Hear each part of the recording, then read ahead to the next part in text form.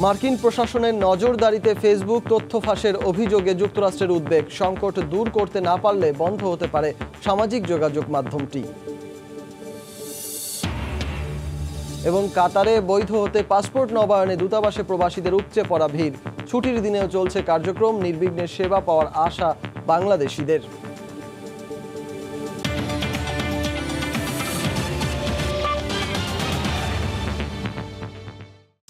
আন্তর্জাতিক সময় সঙ্গে আছি আমি সজল মিত্র রিচার্ড।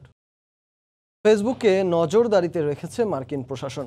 সম্প্রতি এই সামাজিক যোগাযোগ মাধ্যমটির বিরুদ্ধে আসা নানা অভিযোগের পর এর গতিবিধি নিবিড়ভাবে পর্যবেক্ষণের সিদ্ধান্ত নিয়েছে যুক্তরাষ্ট্র। তথ্য ফাঁস, ব্যবহারকারীর গোপনীয়তা না থাকা, বিভেদ উস্কে দেওয়ার মতো বিষয়গুলো নিয়ে জানানো হয়েছে উদ্বেগ। অচিরেই ফেসবুক সংকট দূর করতে না পারলে হয়তো বন্ধই করে দেয়া হতে পারে বিশ্বের কোটি কোটি মানুষের নিত্যদিনের ব্যবহার্য এই মাধ্যমটি। যুক্তরাষ্ট্র থেকে লস্কর আল মামুনের রিপোর্টে বিস্তারিত। সম্প্রতি ফেসবুক নিয়ে সমালোচনা বেশ তুঙ্গে। এই সামাজিক যোগাযোগ মাধ্যমটির বিরুদ্ধে নানা অভিযোগ, তাই রীতিমতো সতর্ক করা হয়েছে ফেসবুককে। ফেসবুকের সাবেক কর্মী ফ্রান্সেস হাউগেন প্রতিষ্ঠানটির বিরুদ্ধে গত সপ্তাহে যে সাক্ষ্য দেন তার প্রেক্ষিতে যুক্তরাষ্ট্রের সিনেটের কমার্স কমিটি ফেসবুকের প্রধান নির্বাহী মার্ক জাকারবার্গকে বিভিন্ন নথি সংরক্ষণ করতে বলেছে। ফ্রান্সেস হাউগেন সিনেট কমিটির কাছে তথ্য প্রমাণ দিয়ে অভিযোগ করেন, আর্থিকভাবে ক্ষতিগ্রস্ত হওয়ার আশঙ্কায় প্ল্যাটফর্মটিকে নিরাপদ করে এমন পরিবর্তন আনতে অস্বীকৃতি জানিয়ে আসছে ফেসবুক। তিনি আরও অভিযোগ করেন, ফেসবুক শিশুদের মানসিক স্বাস্থ্যের ক্ষতি করছে, পাশাপাশি সমাজে উস্কে দিচ্ছে বিভেদ। সবকিছু বিবেচনা করে সিনেটের কমার্স কমিটির সভাপতি ডেমোক্র্যাট দলীয় সিনেটর মারিয়া ক্যান্টওয়েল বলেন, ফেসবুক জনগণ কেন্দ্রীয় নিয়ন্ত্রক ও এই কমিটিকে ভুল পথে পরিচালিত করছে কিনা তা নিয়ে উদ্বেগের জন্ম দিয়েছে হাউগেনের সাক্ষ্য।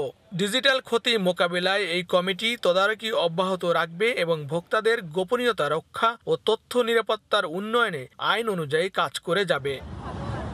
সিনেটর মারিয়া ক্যান্টওয়েল ফেসবুককে তাদের অভ্যন্তরীণ গবেষণার নথি সংরক্ষণ করতে বলেছেন, যা হাউগেন দলিল হিসাবে দাখিল করেছেন। পাশাপাশি 18 বছরের নিচের শিশু কিশোরদের ওপর এই প্ল্যাটফর্মের প্রভাব সংক্রান্ত তথ্য ও সংরক্ষণ করতে বলেছেন তিনি। ক্যান্টওয়েল আরও মনে করেন, বিভেদ সৃষ্টিকারী উপাদানের বিস্তার থেকে যে বিপদ হতে পারে তা এরই মধ্যে প্রমাণিত। রোহিঙ্গা গণহত্যা যার অন্যতম প্রমাণ। লস্কর আল মামুন, সময় সংবাদ, যুক্তরাষ্ট্র। কাতারে অবৈধভাবে বসবাসরত প্রবাসীদের বৈধ করার ঘোষণার পর থেকে প্রতিদিন পাসপোর্ট নবায়নের জন্য বাংলাদেশ দূতাবাসে ভিড় করছেন অসংখ্য প্রবাসী বাংলাদেশি। চাপবাড়ায় ছুটির দিনেও খোলা রাখা হয়েছে দূতাবাসের পাসপোর্ট সেবা। তারপরও ভিড় সামাল দিতে হিমশিম খাচ্ছে দূতাবাস। অন্য সব দেশের পাসপোর্ট সেবা কার্যক্রম বন্ধ রেখে কাতার প্রবাসীদের বৈধ হওয়ার জন্য বাংলাদেশ সরকারকে পাসপোর্ট দেওয়ার আহ্বান প্রবাসীদের। কাতার প্রতিনিধি আনোয়ার হোসেন মামুনের তথ্য ও ছবি নিয়ে রিপোর্ট।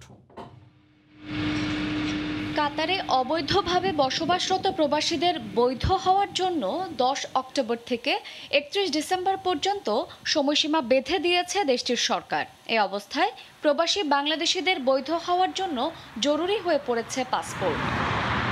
দূতাবাসে ভিড় বাড়ায় নির্ধারিত সময়ের মধ্যে পাসপোর্ট হাতে পাবেন কিনা তা নিয়ে শঙ্কায় রয়েছেন প্রবাসীরা। কাতারে অবৈধদের বৈধকরণের জন্য যে কাতার সরকার যে ঘোষণা দিয়েছে, সেই ঘোষণার পরিপ্রেক্ষিতে বাংলাদেশের যারা আমরা প্রবাসী বাঙালি আছে তাদের পাসপোর্টের প্রয়োজন।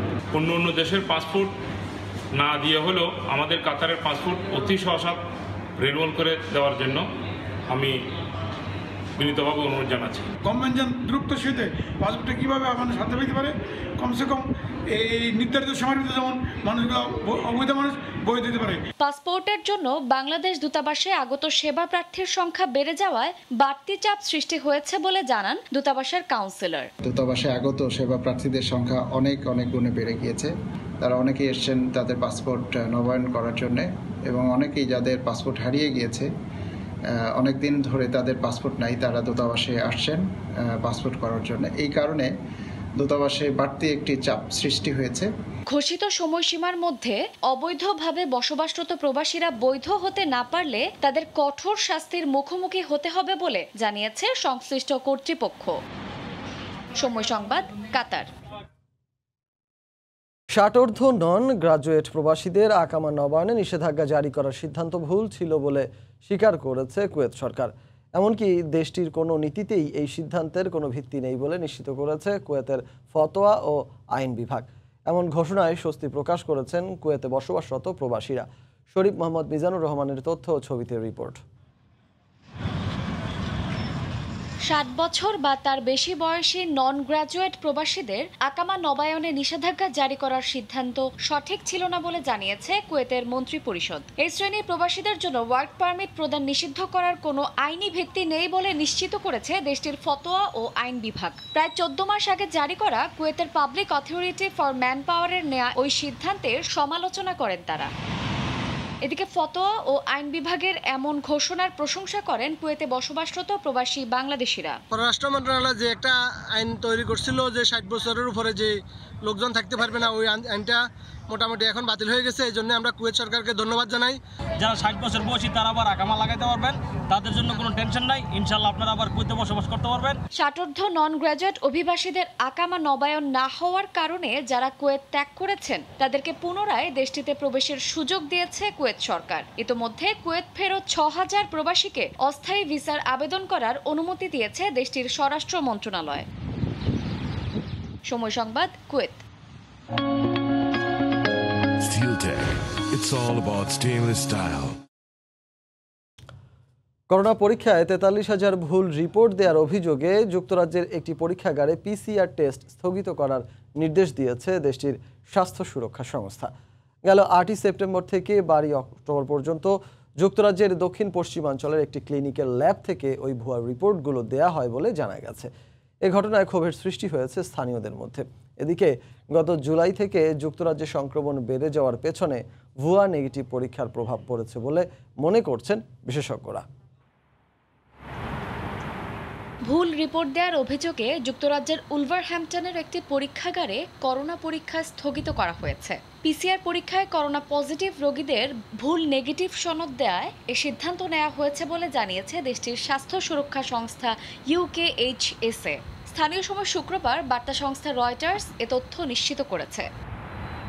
গত 8 সেপ্টেম্বর থেকে 12 অক্টোবর পর্যন্ত ইংল্যান্ডের দক্ষিণ পশ্চিমাঞ্চলের ইমেন্সা হেলথ ক্লিনিকের ওই ল্যাব থেকে ভুয়া রিপোর্ট দেওয়া হয়। প্রায় 43,000 ব্যক্তির র্যাপিড ল্যাটারাল ফ্লো ডিভাইসে করোনা পজিটিভ শনাক্ত হওয়ার পর সেখানকার পিসিআর পরীক্ষায় নেগেটিভ ফল পাওয়া যাওয়ায় জনমনে ব্যাপক ক্ষোভের সৃষ্টি হয়। ইতোমধ্যে যুক্তরাজ্যের জাতীয় স্বাস্থ্যসেবা কর্তৃপক্ষ এ ঘটনার তদন্ত শুরু করেছে।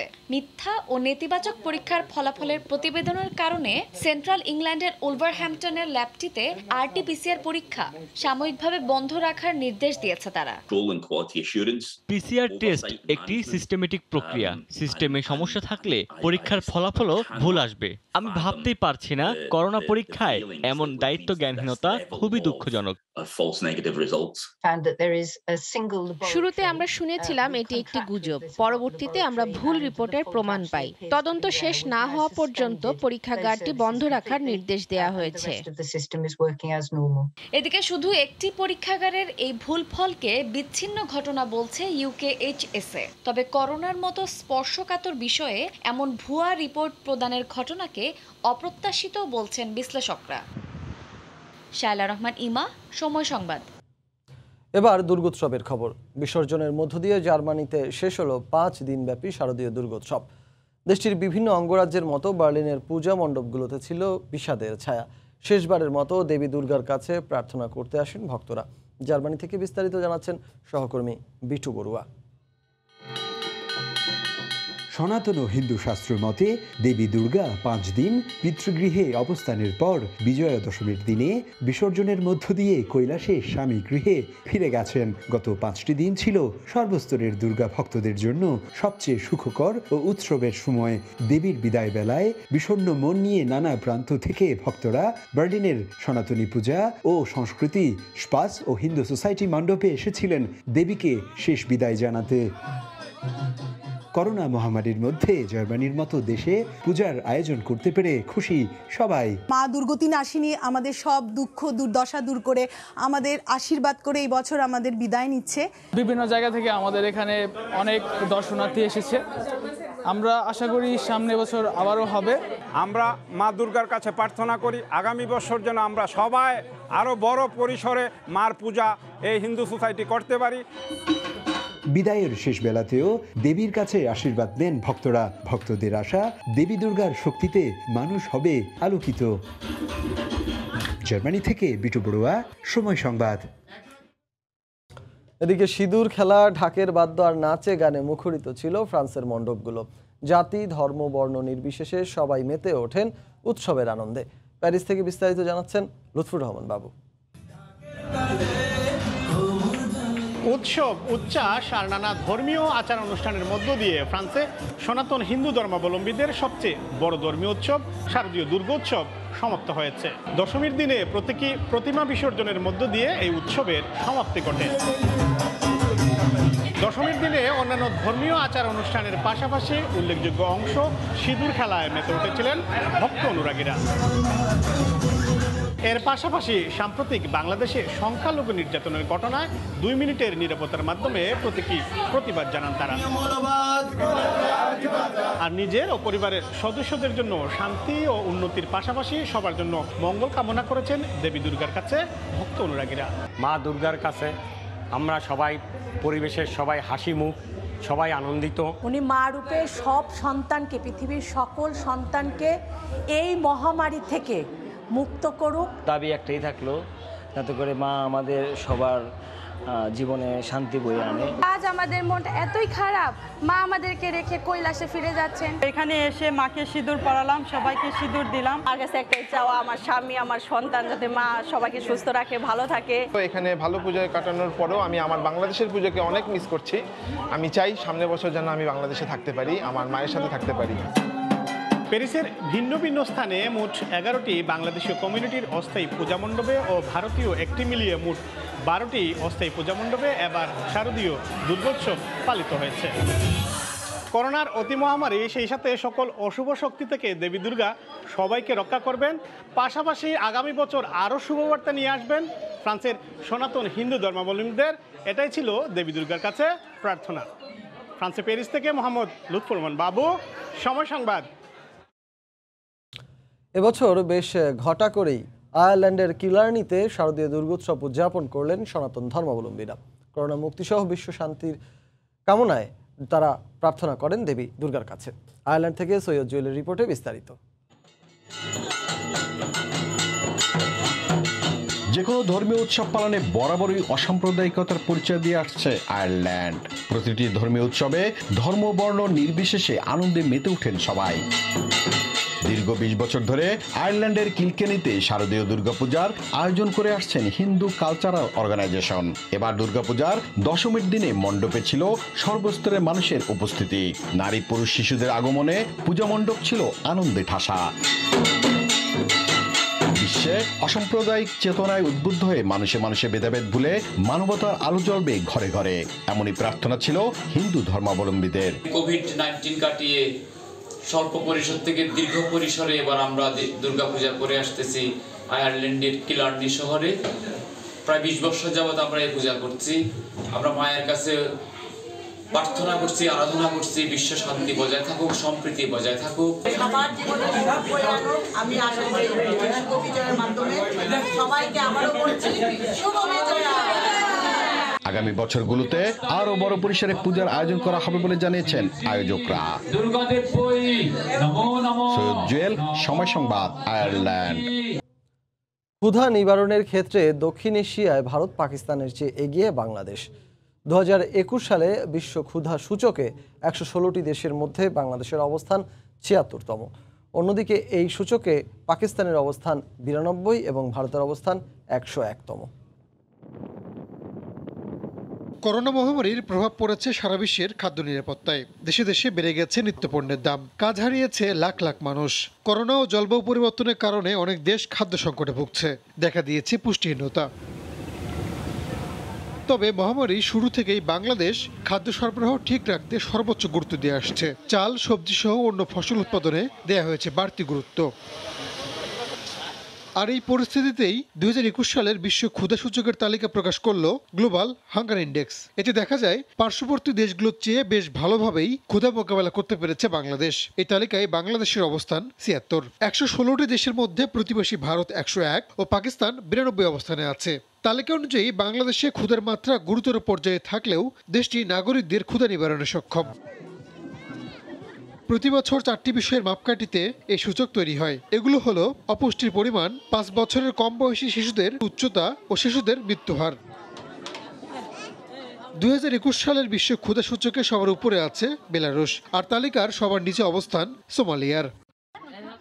রাহানুল রানা, সময় সংবাদ। খেলার খবর, টি-20 বিশ্বকাপ শুরু হবে ওমানে, আর ওমান পর্বের একমাত্র ভেন্যু আল আমিরাত স্টেডিয়াম বিশ্ব আসর মঞ্চায়নের জন্য প্রস্তুত। চলছে শেষ মুহূর্তের কাজ। আইসিসি ইতিহাসে এবারই প্রথম কোনো বিশ্বকাপ অনুষ্ঠিত হতে যাচ্ছে যার আয়োজক কোনো টেস্ট খেলুড়ে দেশ নয়। মাস্কাটের বিশ্বকাপ ভেন্যু নিয়ে সাজিদ মুস্তাহিদের রিপোর্ট। বিশ্বকাপের রঙে রঙিন মাস্কাটের আল আমেরাত স্টেডিয়াম, চারিদিকে সাজ রব। আইসিসি আর আয়োজক বিসিসিআই এর কর্মীদের ব্যস্ততা। বিশ্বকাপ শুরু হবে একদিন পরেই, তাই সব দিকেই শেষ মুহূর্তের প্রস্তুতির তোড়জোড়। ওমান বিশ্বকাপ আয়োজক হয়েছে অনেকটা ভাগ্য গুণে। ভারতের মাটিতে বিশ্বকাপ অনুষ্ঠিত করা সম্ভব নয় জানিয়ে গেল জুনে আইসিসি বিশ্বকাপ স্থানান্তরিত করে আরব আমিরাত ও ওমানে। আইসিসি ইতিহাসে প্রথমবারের মতো একটা বিশ্বকাপ হতে যাচ্ছে যার আয়োজক তালিকায় নেই কোনো টেস্ট খেলুড়ে দেশের নাম। আধুনিক স্টেডিয়ামগুলোর সঙ্গে তুলনা করলে কিছুটা পিছিয়ে থাকবে মাস্কাটের আল আমেরাত স্টেডিয়াম। তবে দৃষ্টিনন্দন এই স্টেডিয়াম মুগ্ধ করবে যে কাউকে। চারিদিকে পাহাড় বেষ্টিত এই মাঠ প্রথম দফায় দেখলে অনেকের মনে আসবে এ যেন নিউজিল্যান্ডের কোনো স্টেডিয়াম। বিশ্বকাপের আগেও আল আমেরাতে হর হামেশাই হয়েছে আন্তর্জাতিক ম্যাচ। ওমান জাতীয় দলের হোম ভেন্যু যে এটাই। তবে বিশ্বকাপ সামনে রেখে কিছুটা পরিবর্তন এসেছে মাঠে। আসরের প্রথম রাউন্ডের 6টি ম্যাচ অনুষ্ঠিত হবে এই ভেন্যুতে। দর্শক ধারণ ক্ষমতা 4000। গ্যালারিগুলোর অধিকাংশই শুধু বিশ্বকাপের জন্য অস্থায়ীভাবে গড়ে তোলা হয়েছে। বিশ্বকাপের আয়োজক ভারত, তাই সবকিছুর তদারকির দায়িত্বেও আছে তারা। আইপিএল নিয়ে ব্যস্ততা শেষে এখন বিসিসিআই এর পূর্ণ মনোযোগ বিশ্বকাপে। টি-20 আসরের জন্য বসানো হয়েছে VIP, press box, commentary box, electronic স্কোরবোর্ডের মতো অত্যাবশ্যকীয় সবকিছুই। ওমানের জন্য ঐতিহাসিক এক ক্ষণ, আর এই ইতিহাসের সঙ্গে যুক্ত আছে বাংলাদেশের নামও। স্টেডিয়ামের 15 মাঠকর্মী যে বাংলাদেশের, যারা অক্লান্ত পরিশ্রম করে বিশ্বকাপের জন্য প্রস্তুত করেছেন এই মাঠ। বিশ্ব ক্রিকেটে ওমানের পথ চলা বেশি দিনের নয়, তবে এই অল্প দিনেই বড় অর্জন যুক্ত হচ্ছে দেশটির। প্রথমবারের মতো টি-20 বিশ্বকাপের আয়োজক হয়েছে তারা, আর এই ক্রিকেট উৎসবে সামিল হতে সব রকমের প্রস্তুতি সম্পন্ন করেছে আল আমেরাত স্টেডিয়াম। ওমানের মাস্কাট থেকে সাজিদ মুস্তাহিদ, সময় সংবাদ, ওমান। জানিয়ে দিচ্ছি আন্তর্জাতিক সময় শিরোনামগুলো। এবং মার্কিন প্রশাসনের নজরদারিতে ফেসবুক তথ্য ফাঁসের অভিযোগে যুক্তরাষ্ট্রের উদ্বেগ, সংকট দূর করতে না পারলে বন্ধ হতে পারে সামাজিক যোগাযোগ মাধ্যমটি। এই ছিল আন্তর্জাতিক সময়ে, সঙ্গে থাকুন সময়।